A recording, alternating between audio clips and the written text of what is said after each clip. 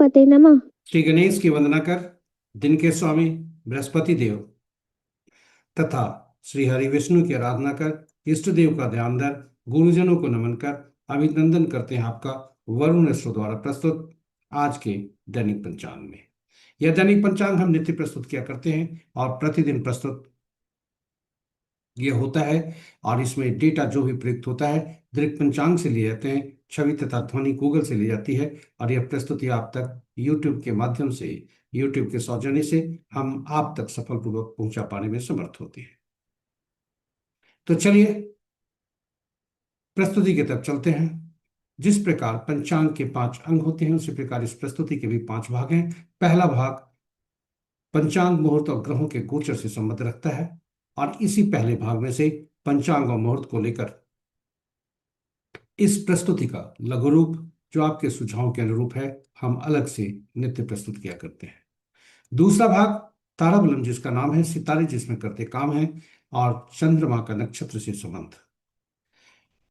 इसके अनुसार आज दिन कैसा होगा विभिन्न नक्षत्रों में जन्मे जातक के लिए।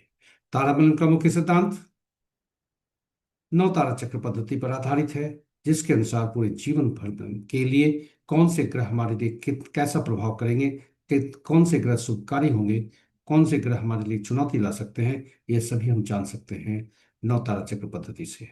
साथ ही साथ जन्म कुंडली में बैठे ग्रह और विभिन्न नक्षत्रों में जन्मे जातक हमारे लिए कितने उपयोगी हो सकते हैं, कितने हमारे लिए मददगार हो सकते हैं, कितने हमारे लिए चुनौती और बाधा दे सकते हैं, ये सभी इस प्रस्तुति में चर्चा, विस्तृत चर्चा प्रस्तुति में। तीसरा भाग चंद्रबलम इसका नाम है जिसमें राशि करते काम है और राशि चंद्रमा के अनुसार, जी हाँ, चंद्रमा के अनुसार राशि के अनुसार राशि देखा जाता है और चंद्र राशि जो जन्म कुंडली में बैठी होती है जो राशि वही हमारी अपनी राशि होती है और इसी के अनुसार आज चंद्रमा जिस राशि में भ्रमण करते हैं इन दोनों का ताल मिलकर आज का दिन कैसा होने की संभावना है विभिन्न राशि में जन्मे जातकों के लिए, विस्तृत चर्चा प्रस्तुति में। चौथा भाग चौखड़िया, एक प्रकार का मुहूर्त ज्योतिष। ये काफी उपयोगी क्योंकि हम जो भी काम करते हैं उसमें शुभता चाहते हैं और यह हमें वो मार्गदर्शन करता है कौन से शुभ और अशुभ काल है किसी भी कार्य को करने के लिए, इसलिए इसकी उपयोगिता काफी है, विस्तृत चर्चा प्रस्तुति में। पांचवा भाग जन्म लेते हैं। जन्म लेते ही हम सांस लेने लगते हैं और ईश्वर हमें जो जन्म देते ही कुछ अंक दे देते हैं जो अंक निरंतर कार्य करते रहते हैं। जी हाँ, ये अंक हमारे लिए शुभकारी भी हो सकते हैं, हमारे लिए चुनौती भी ला सकते हैं। इसलिए अंकों को जानना, पहचानना, उन्हें उन्हें जानना, उन्हें ठीक से समझना और उसको समझकर ठीक से उपयोग करना, यही इस प्रस्तुति का उद्देश्य है ताकि हम जो जीवन में ईश्वर द्वारा प्रदत्त अंक हैं और जीवन में जो अंक अर्जित करते हैं ये सभी शुभकारी हों, यही उद्देश्य है। साथ ही साथ चूंकि अंक कार्य करते रहते हैं, जिस प्रकार सांस हम लेते हैं ये अंक कार्य करते रहते हैं, उसी तरह से अंक बोलते भी हैं। किसी भी माह के विभिन्न तिथि को जन्मे जातक के लिए आज का दिन कैसा होगा ये अंक बोलते हैं, विस्तृत चर्चा प्रस्तुति में। इस प्रकार पांचों भाग आपके लिए जो हम लेकर आए हैं, संजू से संजो कर लाए हैं उसे संकलित करके आपके लिए महत्वपूर्ण, उपयोगी, सार्थक तथा लाभदायक बनाकर लाया है ताकि यह आपके लिए काफी उपयोगी हो और आपके लिए यह ज्ञानवर्धन के साथ साथ आपके जीवन में सफलता लाए। तो चलते हैं प्रस्तुति में। पंचांग के 5 अंग होते हैं और ये पांचों अंग हमारे लिए कुछ न कुछ शुभकारी होते हैं। तिथि श्री प्रदान करने वाला, वार आयु में वृद्धि करने वाला, नक्षत्र पापों को नाश करने वाला, योग रोगों को दूर करने में सहायक और करण कार्य सिद्धि दिलाता है। इसलिए प्रातः उठती इसकी महत्ता को देखते हुए, पंचांग के 5 अंगों की महत्ता को देखते हुए प्रातः पंचांग का स्मरण करना श्रेयस्कर होगा और यह स्मरण करने का माध्यम यह श्लोक हो सकता है। तिथि च श्रीक्रम प्रोक्तम 12 आयुष्वर्धनम, नक्षत्रम हरते पापम, योगम रोग निवारणम, करणम कार्य सिद्धिम च पंचांग फल मुक्तम। इसलिए प्रतिदिन प्रातः उठकर पंचांग के इन श्लोक का स्मरण करना चाहिए, ताकि सभी तिथियों का लाभ हमें मिल सके। और इसके स्मरण करने के बाद हमें पुराणों में जो कहा गया है कि पंचांग का श्रवण करने मात्र से गंगा स्नान तुल्य लाभ होता है। जी हाँ, इस स्मरण करने के बाद श्रवण करना चाहिए पंचांग का। और श्रवण करने में कोई ज्यादा परेशानी नहीं है। श्रवण करने से लाभ होता है गंगा स्नान का तुल्य। गंगा का तुल्य यहाँ जलीय तत्वों से भी है। जी हाँ, जलीय तत्व हमारे शरीर में 70% से ज्यादा है, जो कि शुभकारी होती है। साथ ही साथ जन्म कुंडली की जलीय राशियां, जलीय राशियों में बैठे ग्रह और जलीय राशि के स्वामी, ये भी शुभ प्रभावित होते हैं। तो ये तो रही पंचांग के स्मरण और श्रवण की बात। यहीं तक पंचांग की महत्ता समाप्त नहीं होती। पंचांग हमारे निर्णय क्षमता को सुदृढ़ करता है, आत्मबल बढ़ाता है। यह प्रकृति और ब्रह्मांड की ऊर्जा के साथ संतुलन स्थापित करने में सहायक होता है, जिसके फलस्वरूप हम सबके जीवन में शांति, समृद्धि और सकारात्मकता का संचार होता है। अतः पंचांग का अनुसरण करके हम अपने जीवन को अधिक सफल और समृद्ध बना सकते हैं। इस प्रकार पंचांग के तीन तीन कार्य, पहला स्मरण, श्रवण और अनुसरण, ये तीनों विधि से हम पंचांग का शुभ फल प्राप्त कर सकते हैं। तो चलिए आइए प्रतिदिन हम पंचांग का स्मरण, श्रवण और अनुसरण करें और अपने जीवन को सफल और समृद्ध बनाएं। साथ ही साथ प्रस्तुति को साझा करें अपने मित्रों, परिजनों तथा शुभेच्छुओं के संग, ताकि वे भी पंचांग का प्रतिदिन स्मरण, श्रवण और अनुसरण करने के लिए प्रेरित होकर अपने जीवन में शुभता ला सकें और उनके इस प्रयास में हम सब एक माध्यम बनकर पुण्य के भागी बने। तो चलिए चलते हैं प्रस्तुति के पहले भाग में, और जाने के क्रम में श्री राम का नामोच्चारण करते चलते हैं। और जहां श्री राम होते हैं वहीं भाई हनुमान भी होते हैं। तो चलते हैं प्रस्तुति में। जय श्री राम। जय भाई हनुमान। स्वागत है आपका प्रस्तुति के पहले भाग में।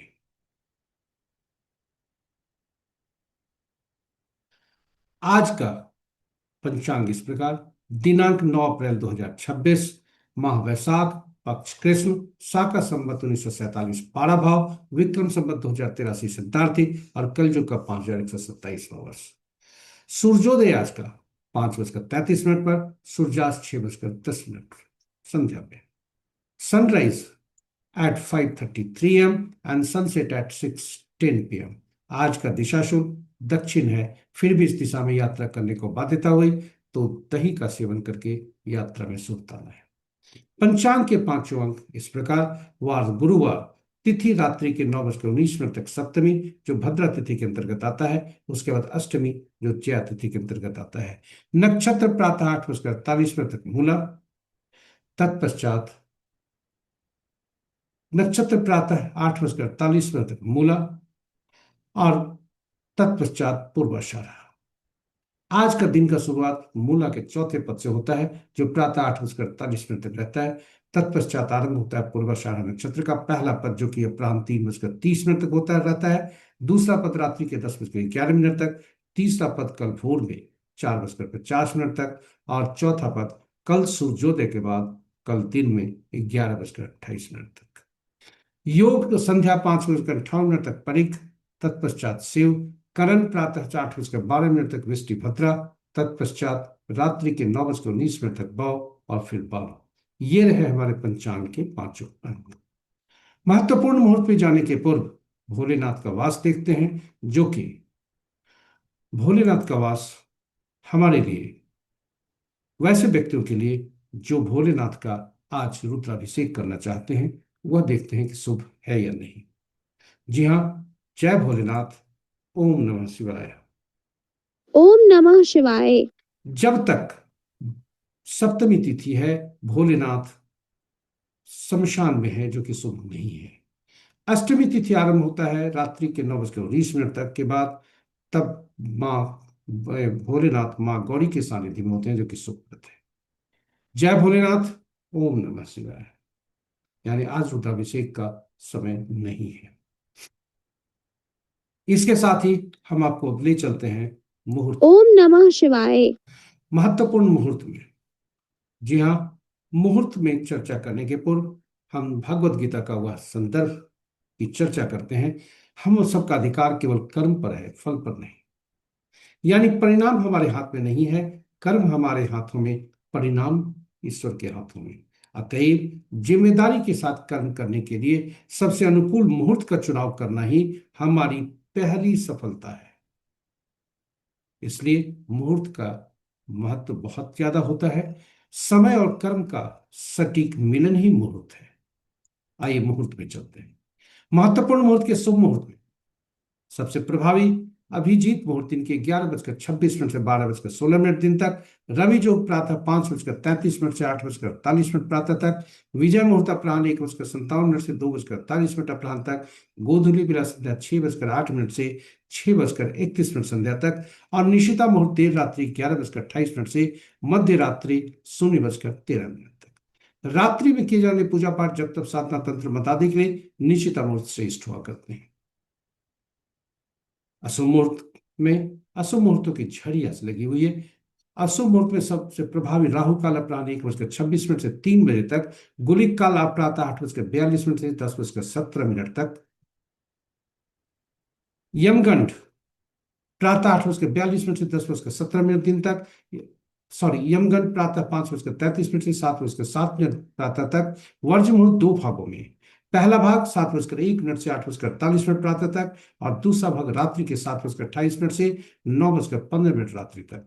भद्रा प्रातः 5:33 से 8:12 प्रातः तक, और गंडमूल प्रातः 5:33 से 8:48 प्रातः तक। ये रहे हमारे महत्वपूर्ण शुभ और अशुभ मुहूर्त। ग्रहों की आकाशीय स्थिति को देखें तो अंश के अनुसार बुध देव राशि परिवर्तन करने वाले हैं। 11 अप्रैल को ये राशि परिवर्तन करेंगे। सूर्य देव अभी राशि परिवर्तन नहीं करने वाले, सूर्य देव 14 अप्रैल को करेंगे। और इसलिए बुध देव अंश के अनुसार कमजोर अवस्था में है। और मित्र राशि में इस प्रकार तीन ग्रहों की स्थिति को और देखें तो मंगल देव अस्त हैं और शनि देव भी अस्त हैं। मित्र की राशि में 3 ग्रह, शत्रु की राशि में 2 ग्रह, सम राशि में 4 ग्रह, अपनी राशि में कोई ग्रह नहीं है। सबसे ज्यादा ग्रह बृहस्पति देव की राशि में 4 ग्रह, शनि देव की राशि में 2 ग्रह, चंद्र और शुक्र की राशि में कोई ग्रह नहीं, और शेष ग्रहों की राशियों में एक एक ग्रह है। नक्षत्रों के अनुसार मित्र ग्रह के नक्षत्र में कोई ग्रह नहीं, शत्रु ग्रह के नक्षत्र में 1 ग्रह, सम ग्रह के नक्षत्र में 3 ग्रह, और अपने ही नक्षत्र में 5 ग्रह हैं। और ये हैं बृहस्पति देव, शुक्र देव, शनि देव, राहु देव और केतु देव। ये विलक्षण समय है जिसका प्रभाव शुभ और अशुभ प्रभाव जातकों पर पड़ता है, देश काल पर चलता है, और सभी जगह उसके असर दिखेंगे। नक्षत्र के अनुसार यदि देखा जाए तो मित्र, बृहस्पति देव, शनि देव, केतु देव के नक्षत्र में दो दो ग्रह हैं। सूर्य चंद्र मंगल के नक्षत्र में कोई ग्रह नहीं है। शेष ग्रहों के नक्षत्र में एक एक ग्रह है। मंगल देव अस्तवस्था है, जो कि 25 अप्रैल तक रहेगा। वह काफी लंबी अवधि है, 5 नवंबर से ये अस्त हुए हैं और अभी तक अस्त चल रहे हैं, जिसके कारण युद्ध आदि जो स्थिति है वह बनी हुई है। साथ ही साथ देखें कि जलीय राशियों में मीन राशि में कितने ग्रह हैं। जलीय जो मंगल देव हैं, सूर्य देव हैं, ये सभी जलीय राशि में पधारे हुए हैं। वहीं शुक्र देव अग्नि राशि में है। इसका प्रभाव हम सबके जातक के मन स्थल पर पड़ता है। इसके साथ ही हम चलते हैं आपको दूसरे भाग में लेकर, जो कि ताराबलम जिसका नाम है, जिसमें सितारे करते काम है। जी हाँ, सितारे कभी झूठ नहीं बोलते। ताराबलम के अनुसार एक जो सारणी आपके समक्ष प्रस्तुत है, यह ताराबलम के समक्ष जो नक्षत्रों के नाम है, यह चंद्रमा के गोचर से रखता है। याद रखें, चंद्रमा का संदर्भ जब भी होता है, चूंकि चंद्रमा काफी गतिमान होते हैं, इसलिए वह हमेशा आज से संदर्भ रखता है।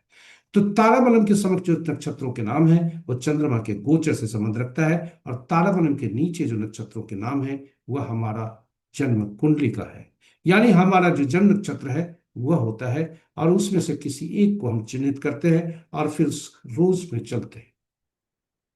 और चंद्रमा का जो गोचर है जिस नक्षत्र में है, ये रो और कॉलम जहां मिलते हैं वही आज का फल होता है। कुल 9 तरह के परिणाम देखने को मिलेंगे। आज का तारा संकेत कर सकता है संपत, क्षेम, साधक, मित्र या तिमित्र में। तो जैसा नाम है वैसा काम है। संपत, क्षेम, साधक, मित्र और तिमित्र शुभकारी होते हैं। ऐसे में नए कार्यों का आरंभ हम कर सकते हैं। वहीं जन्म विपत प्रत्यरि और नैधन्य में हो तो नाम जैसा है वैसा ही काम है, और इसलिए थोड़ी सावधानी बरतनी है दैनिक कार्यों में, और नए कार्यों का आरंभ न करने के लिए कहा जाता है। ये ताराबलम मुख्यतः 9 तारा चक्र पद्धति पर आधारित है, और 9 तारा चक्र पद्धति पर के 9 तारा चक्र पद्धति आधारित है। ये उसका मूल सिद्धांत है कि ग्रहों के मन नक्षत्र होते हैं, नक्षत्र ही ग्रह के फल देते हैं। प्रश्न उठता है 27 नक्षत्र, 9 ग्रह, कौन से नक्षत्र किन ग्रह के फल देंगे, ग्रह किन किन नक्षत्रों के फल पाएंगे। इसके लिए 27 नक्षत्रों को सूचीबद्ध की जाती है। 9 नक्षत्रों को सूचीबद्ध करते हुए 3 श्रेणियों में उन्हें रखा जाता है, और 3 श्रेणियों में रखकर ग्रहों को महादशा के क्रम में रखा जाता है। केतु देव पहला, शुक्र दूसरा, सूर्य तीसरा, चौथा चंद्रमा, पांचवा मंगल, छठा राहु, सातवां बृहस्पति, आठवां शनि और नौवां बुध। और पहला ग्रह को पहला नक्षत्र का स्वामित्व मिलता है हर श्रेणी में से। यानी पहला ग्रह केतुदेव, और इनको नक्षत्र स्वामी बनते हैं ये पहला, 10वां और 19वां नक्षत्र के। वहीं दूसरा ग्रह शुक्रदेव, इन ये स्वामी बनते हैं दूसरा, 11वां और 20वां नक्षत्र का, यानी हर श्रेणी में से दूसरा नक्षत्र। और इसी तरह घड़ी की सुई की दिशा में हम आगे बढ़ते हुए बुध तक जाते हैं, और बुध तक पहुंचकर ये 9 ग्रह बनते हैं, और इन्हें स्वामित्व मिलता है 9, 18, 27वां नक्षत्र का। और ये इस तरह से सूची इस प्रकार बनती है। यह सूची काफी उपयोगी है, आप इसे सहेज कर रख सकते हैं। प्रश्न उठता है फलित कैसे होता है, और फलित बहुत ही महत्वपूर्ण है, इसे ध्यान से सुनें। यह हम प्रतिदिन इसलिए बताते हैं ताकि हर व्यक्ति फिर जहां जो भी मिस कर सके वे सुने, इसे लाभ उठाएं, उनके जीवन में सुधार सके। जी हाँ, हम पूरे सारणी में से चिन्हित करते हैं अपने नक्षत्र को, और अपने नक्षत्र को चिन्हित करते हुए फिर ऊपर जाते हैं और वह जन्म ग्रह को हम चिन्हित करते हैं। इस प्रकार अपना नक्षत्र, जन्म नक्षत्र और अपना जन्म ग्रह ये काफी महत्वपूर्ण है। और यही जन्म ग्रह जो होता है यह हमारा पहला ग्रह होता है। गिनती गणना यहीं से जीवन का शुरू होता है। उसके घड़ी की सुई की दिशा में आगे बुध तक जाते हैं, फिर केतु से यात्रा आरंभ करके जो ग्रह हमारा जन्म ग्रह बना उसके ठीक पिछले वाले ग्रह पर हम रुकते हैं, और रुककर वही हमारा 9 ग्रहों की सूची बनती है। यही हमारी दशा महादशा हुआ कर होती है। यानी जो पहला ग्रह हुआ वो उसी ग्रह की दशा महादशा में हमारा जन्म होता है। इसके बाद घड़ी की सुई की दिशा में आगे बढ़ते हुए बुध तक जाते हैं, फिर केतु से आरंभ करके जो हमारा जन्म ग्रह हुआ ठीक उसके पिछले ग्रह में वहां पे हमारी यात्रा समाप्त होने को होती है। कुल 120 वर्ष का यह चक्र होता है। जो ग्रह हमारा जन्म ग्रह बना उसकी दशा महादशा में हमारा जन्म हुआ होता है। और इतना ही नहीं, आपको आश्चर्य होगा कि इसी दशा महादशा में हमारे पिछले जन्म में भी मृत्यु हुई होती है। आप इसे प्रमाणित करने के लिए जन्म अपनी कुंडली को देखें। जन्म कुंडली को जब देखेंगे तो आपका उसमें बिंबसूत्री दशा देखें। बिंबसूत्री दशा में यह लिखा होगा दशा का आरंभ कब से है और बैलेंस कितना है। भोगांश, शेषांश आदि विभिन्न शब्द प्रयोग होंगे, उपयुक्त शब्द विभिन्न सॉफ्टवेयर द्वारा उपयोग में आते हैं। एक उदाहरण से समझते हैं। इस जातक का जन्म जब हुआ तो वृषभ में चंद्रमा थे, यानी वृषभ राशि में जन्म हुआ और मृगशिरा नक्षत्र में। और जब ये मृगशिरा नक्षत्र में जन्म हुआ इस जातक का, तो वैसी स्थिति में मृगशिरा नक्षत्र में जन्म और मृगशिरा नक्षत्र के स्वामी मंगल देव बने। मंगल देव की दशावधि 7 वर्षों की है, जिसमें जातक ने पिछले वर्ष में 3 वर्ष 2 महीना 5 दिन भोग चुके थे, और इसलिए इस जन्म में 3 वर्ष 10 महीना 5 दिन भोगने हैं। और चूंकि पहला ग्रह का संबंध पिछले जन्म से होता है, इस की मृत्यु से होता है और इस जन्म के जन्म से होता है, इसलिए इसे पीड़ा की श्रेणी में रखी जाती है। तो पहला ग्रह पीड़ादायक, वहां से घड़ी की सुई की दिशा में आगे बढ़ेंगे। दूसरा, चौथा, छठा, आठवां और नौवां ग्रह जो बनते हैं वे शुभकारी होते हैं, और पहला, तीसरा, पांचवां, सातवां जो ग्रह बनते हैं वे पीड़ादायक होते हैं। इस प्रकार हम पूरे जीवन काल के लिए पूरे ग्रहों के बारे में हम जान गए। पूरे जीवन काल के लिए हम ग्रहों के बारे में जान गए कि कौन से ग्रह शुभकारी होंगे, कौन से ग्रह शुभकारी।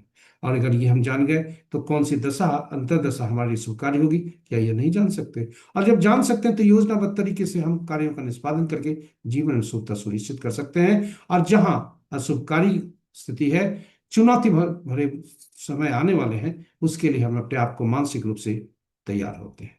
यह दोनों स्थिति हमारे लिए शुभकारी होता है, लाभकारी होता है। और यही वजह है कि नव तारा चक्र पद्धति काफी उपयोगी है।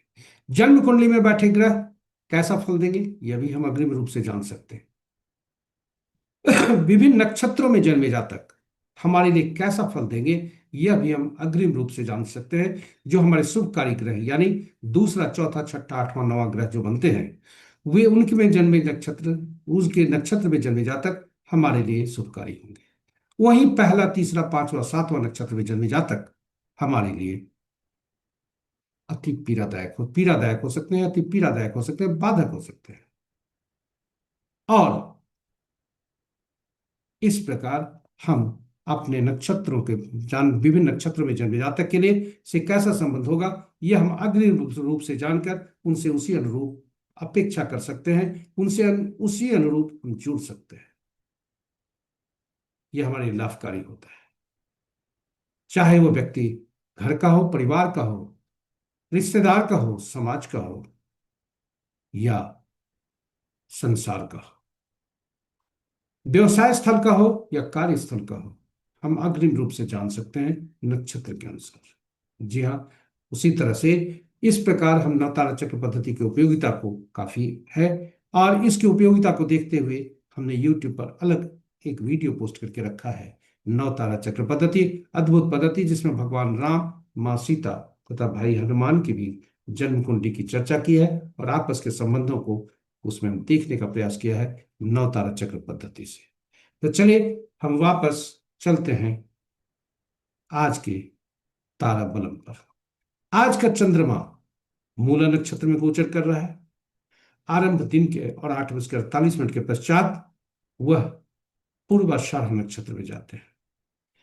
तो आज के 8:48 तक जो परिस्थिति बनती है, रोहिणी, हस्ता, श्रवणा नक्षत्र में जन्मे जातक के लिए ज्यादा पीड़ादायक है। उसके बाद मंगल के नक्षत्र मृगशिरा, चित्रा और धनिष्ठा, शविष्ठा नक्षत्र में जन्मे जातक के लिए ज्यादा पीड़ादायक होने की संभावना है। और इसके अतिरिक्त जो शुभकारी होंगे, कृतिका, उत्तरा, फाल्गुनी, उत्तराषाढ़ नक्षत्र में जन्मे जातक के लिए आज का दिन दोनों नक्षत्रों का जो अवधि है, दोनों आज शुभ है। तो ये रहे हमारे नक्ष तारा बलम पर जो कार्य करते हैं सितारे, तारा बलम जिसका नाम है, जिसमें सितारे करते काम है। तीसरा भाग राशि में, आज राशि परिवर्तन नहीं है, चंद्रमा धनु राशि में। तो जिस जहां चंद्र बलम इसका नाम है, इसमें राशि करते काम है, और ये राशि किस प्रकार कार्य करते हैं यह देखते हैं।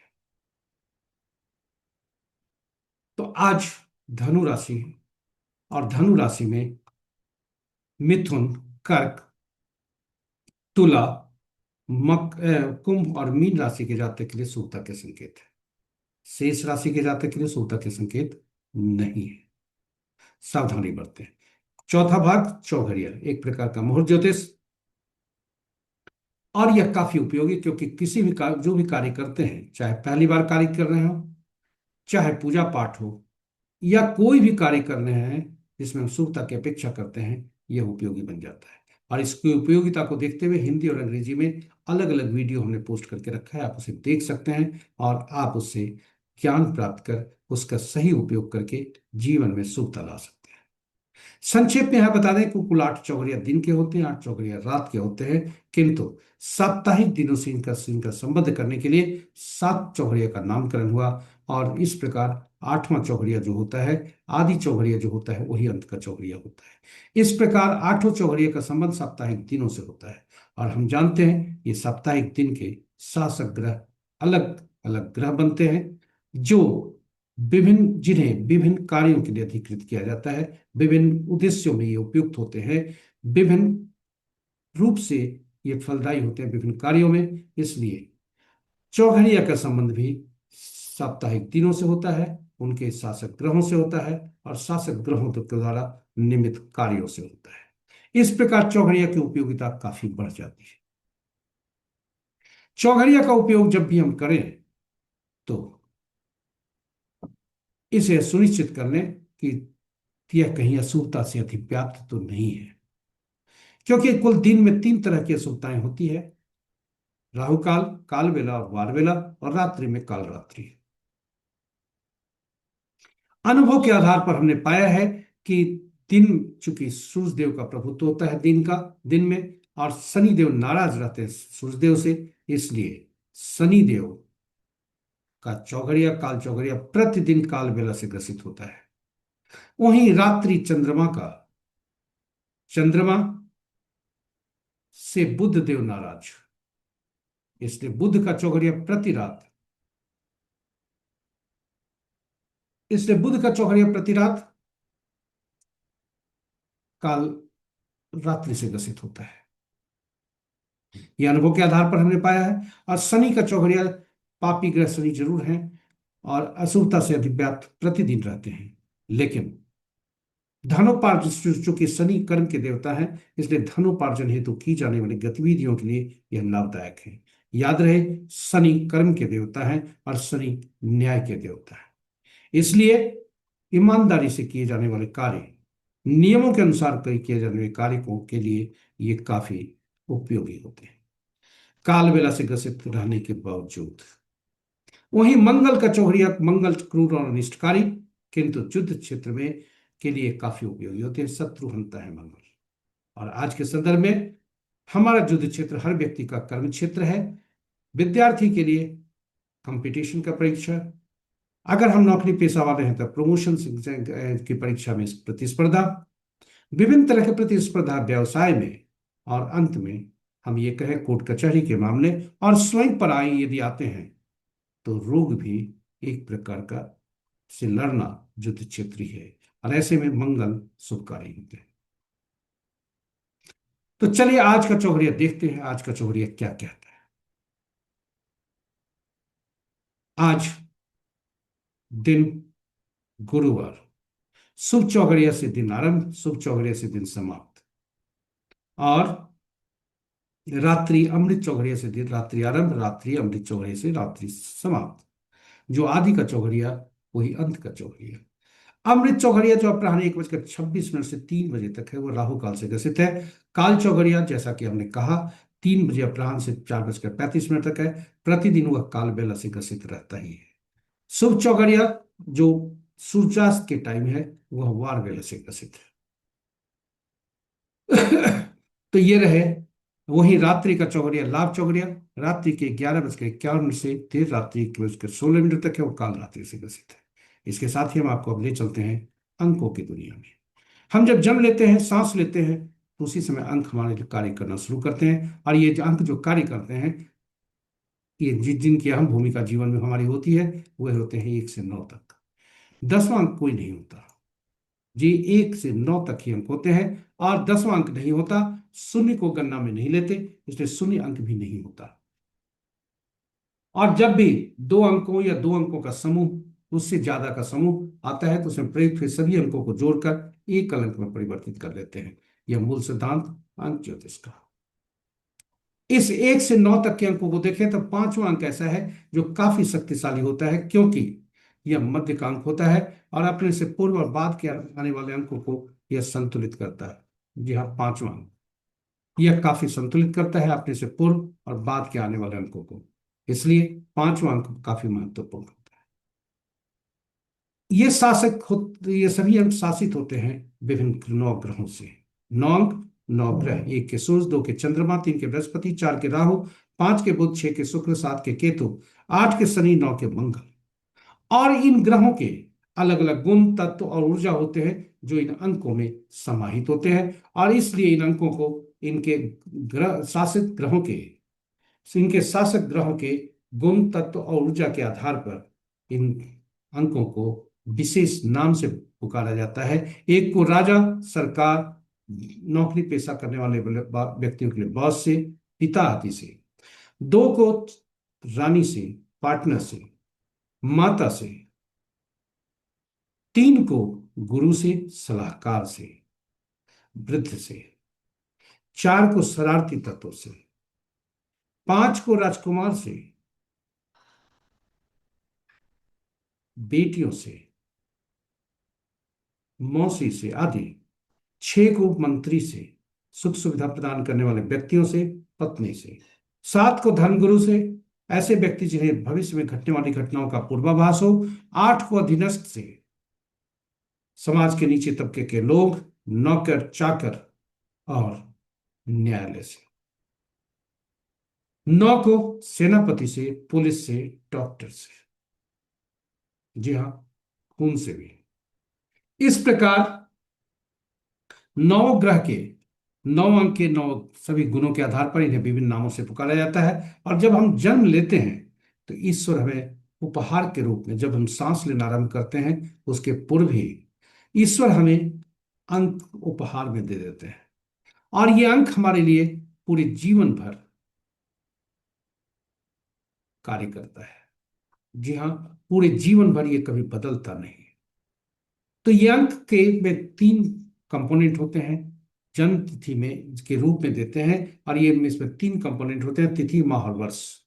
तिथि एक अंक या दो अंकों का हो सकता है, माह चार वर्ष अंकों का। और जन्म अंक ज्योतिष का मूल सिद्धांत, कोई भी अंक को हम एक अंक में परिवर्तित करके ही तब गणना में लेते हैं। और हमने यह अंक जन्म तिथि लिया है गूगल से, उदय से शैक्षणिक है, इनकी जन्म तिथि आज है। और तिथि जो होता है वह हम होते हैं, यह मूलांक होता है, इसे मूलांक कहते हैं क्योंकि यह हमारा आंतरिक व्यक्तित्व दर्शाता है। तिथि और माह दोनों मिलकर यह हमारा बाहरी व्यक्तित्व दर्शाता है, जिसे एटीट्यूड नंबर या अचीवमेंट नंबर कहा जाता है। वहीं वर्ष को, तिथि, माह और वर्ष तीनों को जोड़ते हैं तो हमारा भाग्यांक कहलाता है, जिसे हम बोलचाल की भाषा में कंडक्टर कहते हैं। ये ड्राइवर और कंडक्टर, मूलांक और भाग्यांक, काफी महत्वपूर्ण होते हैं, और इसी की धुरी पर पूरा अंक ज्योतिष घूमता है पूरे जीवन भर। यदि ड्राइवर और कंडक्टर आपस में शत्रु हो जाएं तो कल्पना कीजिए, क्या बस का चलना संभव होगा? नहीं। ये तो हमारे जीवन में यदि ड्राइवर और कंडक्टर आपस में शत्रु हो गए तो क्या जीवन सफलपूर्वक चलेगा? नहीं, स्ट्रगल भरा होगा। इसलिए ये जीवन में स्ट्रगल लेकर आता है यदि ड्राइवर और कंडक्टर शत्रुवत हो। दूसरी स्थिति बन सकती है कि ड्राइवर और कंडक्टर शत्रुवत नहीं है जन्म के समय, लेकिन जन्म के बाद हम अपने गतिविधियों के कारण, अपने कर्मों के कारण कुछ अंक ऐसे ले आते हैं जो कि दुश्मन होते हैं, मूलांक और भाग्यांक के, ड्राइवर और कंडक्टर के। इसलिए पहला स्थिति में ड्राइवर और कंडक्टर जब भी आपस में शत्रुवत होंगे तो ऐसे अंक को लाएंगे जो दोनों के मित्र हों, और ऐसे अंक की खोज में हम खोज करते हैं जो ड्राइवर और कंडक्टर का मित्र होता है। और चूंकि एक से नौ तक ही अंक होते हैं, इसलिए समझना, इसे पहचानना, इसे याद रखना, इसका उपयोग, सही उपयोग करना बहुत आसान है। तो ऐसे अंक लाएंगे जो दोनों के मित्र हों, दोनों को संतुलित कर सके। और जीवन में हम ऐसे अंकों को कभी नहीं लाएंगे जो इस मूलांक और भाग्यांक, ड्राइवर और कंडक्टर के शत्रुवत। इसे ही कारण है इस प्रस्तुति को प्रस्तुत करने का। पहला, कि हम जो अंक शत्रुवत हैं उसे नहीं लाएं। दूसरा, ये शत्रुवत यदि अंक आपस में हैं तो इसे मित्रवत करें। और जो अंक हमारे जीवन में ईश्वर ने, जिस कुछ अंक ऐसे भी हो सकते हैं जो अंक ईश्वर हमें दिए ही नहीं है, अनुपलब्ध हैं, और वैसी स्थिति में ऐसा अंक होने पर उन अंकों से संबंधित जो गुण तत्व और ऊर्जा होती है उसकी कमी हमें पाई जाती है, और उन अंकों की व्यवस्था हमें करनी होती है, बशर्ते कि वो ड्राइवर और कंडक्टर का शत्रु न हो। दूसरी स्थिति बनती है कि कोई अंक 3 बार जब भी प्रयुक्त होता है या 3 से ज्यादा बार प्रयुक्त होता है तो उस अंक से संबंधित जो गुण तत्व ऊर्जा की अधिकता हमें पाई जाती है, जो जो नुकसानदायक होता है, अनबैलेंस करता है, असंतुलित करता है। इसलिए उन अंकों को भी पहचानना नितांत आवश्यक है। और इसी के लिए हम आपके पास लेकर आए हैं 200 ग्रिड का ये चार्ट। आप देखें, एक तरफ पूरे अंक भरे हुए हैं और क्या दर्शाते हैं वह भी इसमें आपके पास रखा हुआ है। जब भी कोई भी जो अंक है, यदि समूह में, जैसे थॉट प्लेन के लिए 4 3 8 होते हैं, यदि उदाहरण के लिए उसी तरह इंटेलिजेंट प्लेन के 4 9 2 होते हैं, यदि यह तीनों अंक उपलब्ध हैं तो 100% रिजल्ट, 2 अंक उपलब्ध हैं 66%, तीन एक अंक उपलब्ध है तो 33%, और कोई अंक उपलब्ध नहीं है तो 0% उस क्षेत्र में। अब हम जातक का जो जन्म तिथि लिए हैं, इसमें हम उनका पर्सनल और भी अंक नहीं लिए, उद्देश्य शैक्षणिक है, कोई भविष्यवाणी नहीं कर रहे, क्योंकि और भी अंक जो ये जाति का प्रयोग में ला रही होंगी उसका भी प्रभाव पड़ रहा होगा। मकान संख्या, गाड़ी संख्या, आदि आदि, मोबाइल संख्या, आदि आदि का उपयोग ये कर रही होंगी, उसका उपयोग फायदा मिलता होगा। लेकिन आप इस जातिका में देखें, जो अनुपलब्ध अंक है 2 3 5 6 7 है, इनकी ऊर्जा इनमें नहीं मिल रही है इस अंक के अनुसार। और आपको यहां बता दें, जब भी जन्म तिथि में 11 22 33 आते हों कहीं भी, या गणना में आते हों, तो वह पिछले जन्म के आत्मा से संबंध और आत्मा में के अनुसार जो अधूरे कार्य हैं इस जन्म में करने हैं। वहीं 13 14 16 19 आते हैं कहीं भी, तो यह बताता है हमारे पिछले जन्म का ऋण, जो हमने कर्म के अनुसार किया है वह इस जन्म में हमें चुकता करने होते हैं, भोगने होते हैं। तो इस जातिका का देखें 2 3 5 6 7 मिसिंग है, और 8 3 बार आ चुके हैं, 4 और 9 2 बार आ चुके हैं, यानी 4 9 का प्रयोग नहीं करेंगे, 8 अंक का प्रयोग पे तो बिल्कुल नहीं करेंगे। और जो अंक हम प्रयोग करेंगे, 1 अंक कर सकते हैं, 2 3 5 6 7 कर सकते हैं, बशर्ते कि ये ड्राइवर और कंडक्टर के शत्रु नहीं है। अब प्रश्न उठता है, शत्रु अंक कौन कौन है, और इन्हें अगर ड्राइवर और कंडक्टर बैलेंस है, संतुलित असंतुलित हैं, आपस में शत्रुता है, तो फिर कौन से अंक लाएंगे ये तो जान गए, 2 3 5 6 7 में से कोई अंक होगा जो कि, या एक अंक होगा, ये ला सकते हैं, अथवा ये ला सकते हैं, लेकिन कहां से लाएंगे, सोर्स क्या होगा। सोर्स के लिए अपने मस्त मस्तिष्क को दोहराइए, ऐसा सोर्स होना चाहिए जो जीवन भर काम करे।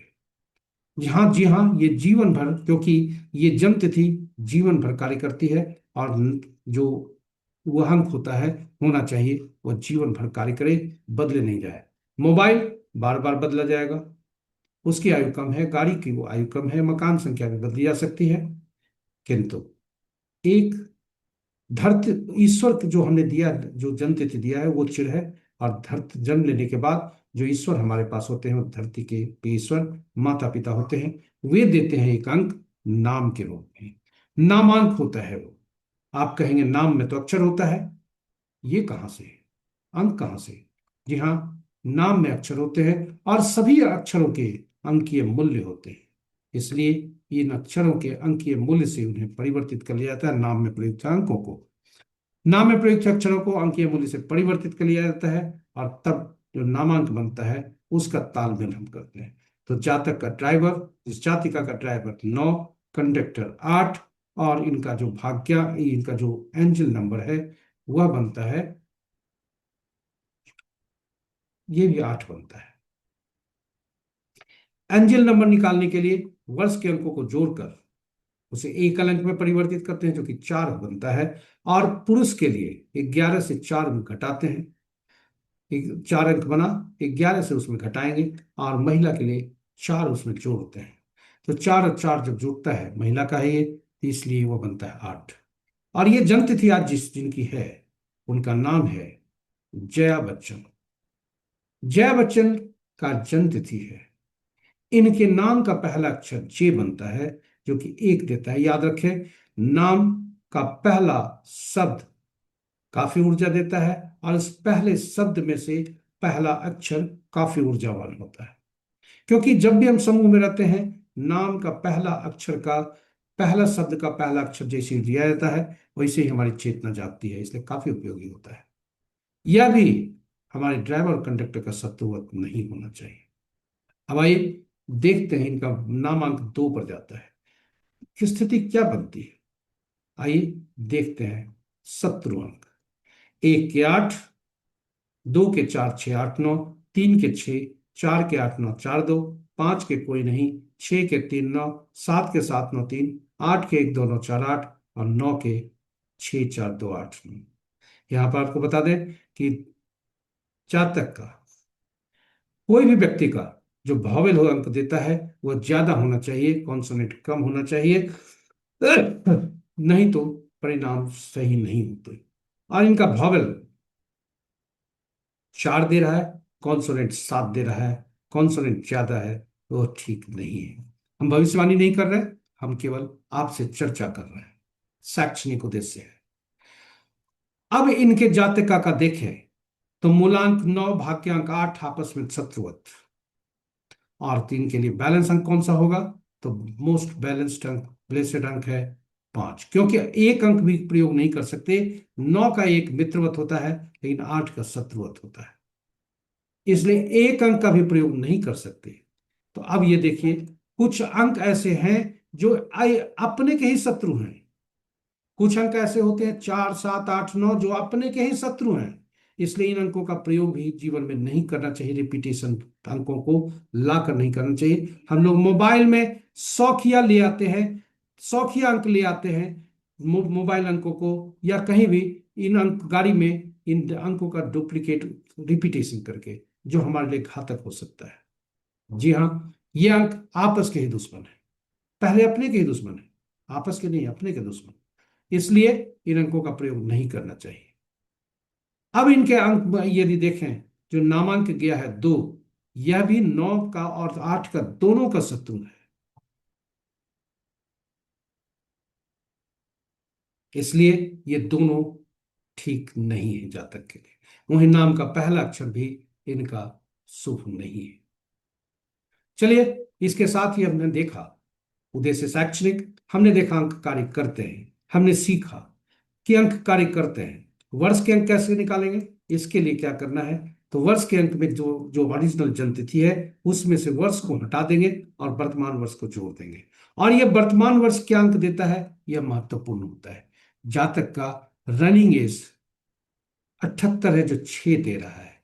6 9 का दुश्मन है, 8 का दुश्मन नहीं है, फिर भी शत्रुत्व है।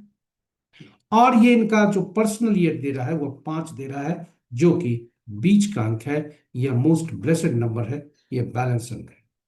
इसलिए इनका जो रनिंग एज है, रनिंग एज के अनुसार शत्रुवत जरूर है, लेकिन यह शुभ है।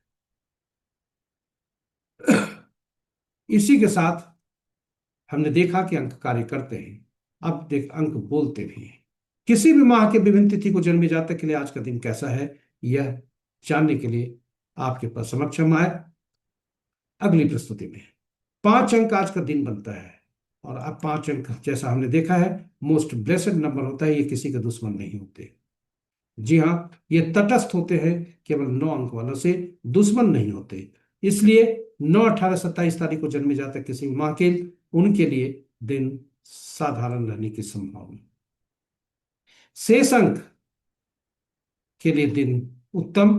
वहीं 4 13 22 31 और 8, 17, 26 तारीख को जन्मे जातक के लिए दिन काफी शुभ लिए होगा, क्योंकि 4 के साथ इनकी बहुत मित्रता, अति मित्रता है, और 8 अंक वालों के साथ। तो ये रहे आज के अंकों के बारे में, अंक क्या बोल रहे हैं। इसी के साथ हमारी प्रस्तुति यहाँ पर समाप्त होती है। आप हमसे बने रहे इसके लिए बहुत बहुत धन्यवाद। आशा करते हैं पूरी प्रस्तुति आपके लिए ज्ञानवर्धक, रोचक तथा उपयोगी रही होगी, तथा आपके लिए महत्वपूर्ण भी रही होगी। हमारे साथ यदि इस प्रस्तुति को आप पहली बार देख रहे हैं, हमारे चैनल को सब्सक्राइब करें, साथ ही साथ नोटिफिकेशन बटन को दबाना न भूलें, ताकि हमारी हर प्रस्तुति की सूचना आपको मिल सके और आप उसके साथ आप उसका लाभ उठा सकें। जी हाँ, समय के साथ बहें, समय के विरुद्ध नहीं। कोई सुझाव यदि आपके मन में आया हो तो हमें साझा जरूर करें यूट्यूब के कमेंट बॉक्स पर देकर, ताकि हमारी प्रस्तुति में को हम और बेहतर बना सकें, उपयोगी बना सकें, और में हमारा मनोबल बढ़ सके। इसी के साथ ही अनुकूल मुहूर्त में आप कार्य करें, पंचांग का प्रतिदिन स्मरण, श्रवण और अनुसरण करें, मुहूर्त के अनुसार ही काम करें, क्योंकि काल ही संसार के संहारक है। काल ही वह शक्ति है जो सभी घटनाओं को घटित करती है, और मुहूर्त मुहूर्त हमारे कर्म और समय का सटीक मिलन है। इसी के साथ ही आज के दिवस के देवता गुरु बृहस्पति देव, हरि विष्णु, हरे कृष्ण से प्रार्थना करते हैं कि आपका दिन, उनकी असीम कृपा बनी रहे आप पर, और आपका दिन शुभ। ओम ग्राम ड्रीम ड्रॉम गुरुवे नमः। जय गुरु बृहस्पति देव। जय श्री हरि विष्णु। ओम नमो नारायण और जय श्री कृष्ण।